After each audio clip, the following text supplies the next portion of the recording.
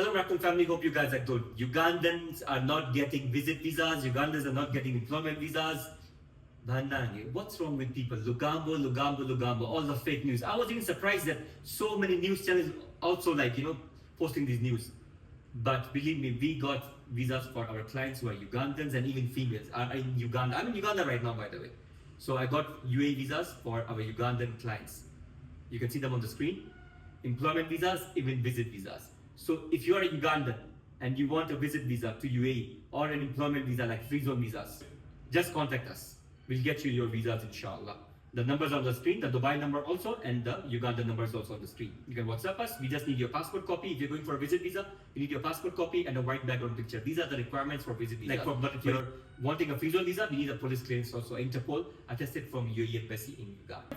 Give us your requirements and we process your visas. That's it. You're welcome to our Ugandan office. Please share this video with all of your Ugandan friends who are looking to go to UAE. That's it. See you in the next video. Till then, much love, peace, and as I always say, God bless Africa. One love.